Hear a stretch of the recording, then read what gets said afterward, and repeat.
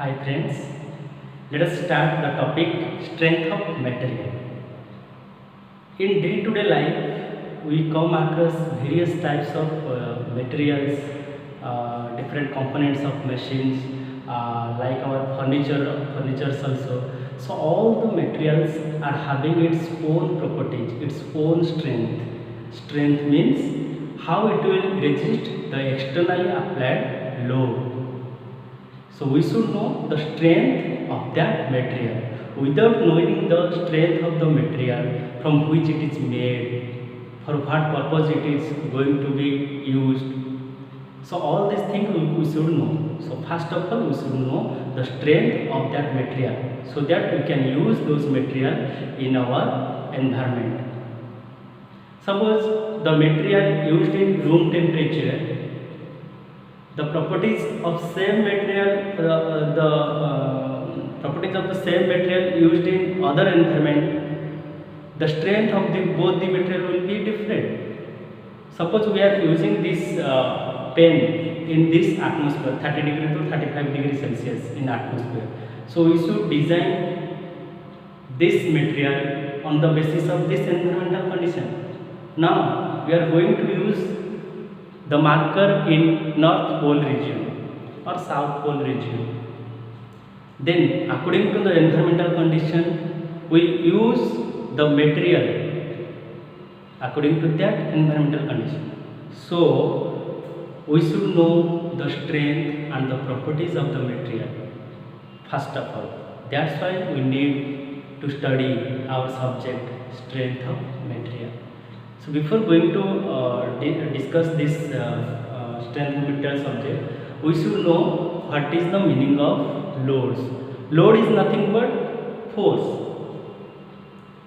Load may be force may be defined as the external agent which applied on the body.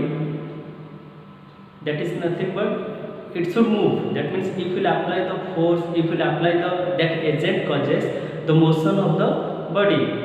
Suppose a body is at rest, if I will apply the force, it will move. Or if the body is in motion, if I will apply the external agent, it will stop. That agent is nothing but force.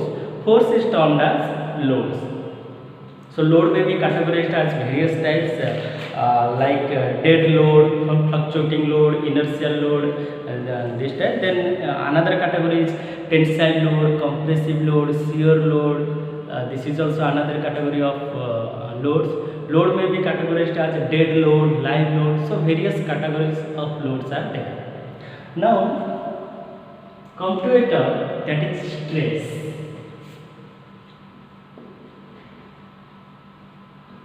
So today we discuss what is a stress. What is the meaning of stress? Every body is having its resistance power. That means if I apply force on it, it will resist. The resistance offered by this body to this force. Now I am applying equal pulls. This equal pull is nothing but tensile load. Okay. So I am applying the pull. So body will develop a resistance to this pull. Okay. Suppose I am applying a force, compressive force. That means I will apply two equal and opposite push. So it will resist this external push, compressive load. So that resistance is nothing but stress. This resistance offered by this body is known as stress. So stress may be categorized into according to the load. Suppose if you categorize the load like tensile load, compressive load, shear load, on the basis of that we can define the stress. If a tensile load is acting, if that resistance developed, that resistance is nothing but tensile stress. If I will apply the compressive load on it, the resistance offered by this body is known as compressive stress. Similarly, shear stress. Like this we can define the stress. Mathematically, stress is represented as sigma.